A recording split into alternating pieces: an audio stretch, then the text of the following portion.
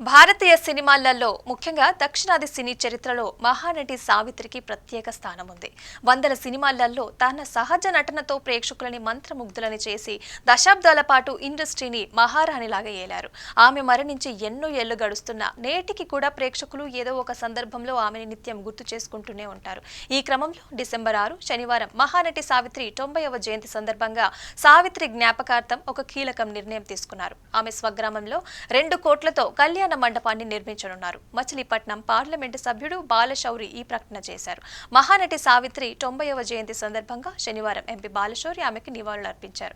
అనంతరం ఆయన మాట్లాడుతూ సావిత్రి తెలుగు సినీ చరిత్రలో ఎప్పటికీ నిలిచిపోతారు. ఆమె తన కళా ప్రతిభతో ఎందరో మహిళలకి సినీ పరిశ్రమలోకి రావాలని భావించే వారికి స్ఫూర్తిగా నిలిచారు.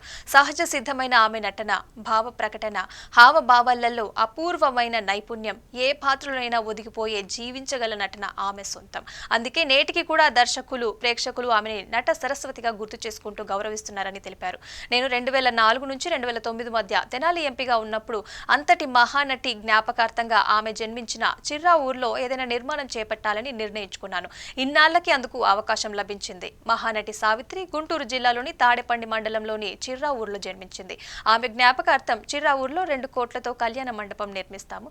ఎన్టీపీ వారి CSR నిధులతో భవిష్యత్తు తరాలకి గుర్తుండిపోయేలాగా మహానటి సావిత్రి పేరుతో కళ్యాణ మండపం నిర్మిస్తున్నాం.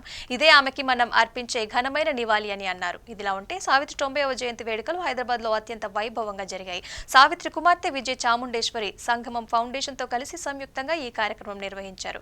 హైదరాబాద్ రవీంద్ర భారతిలో శనివారం రాత్రి ఈ కార్యక్రమం నిర్వహించడం జరిగింది. ఇక మాజీ ఉప ముఖ్యమంత్రి వెంకయ్య నాయుడు ఈ కార్యక్రమాన్ని ప్రారంభించారు. ఈ సందర్భంగా ఆయన మాట్లాడుతూ సావిత్రి కళకి మరణం లేదని అన్నారు. ఈ వేడుకలో భాగంగా మహానటి సినిమా నిర్మాతలు స్వప్న, ప్రియాంక దత్లని ప్రత్యేకంగా సత్కరించారు.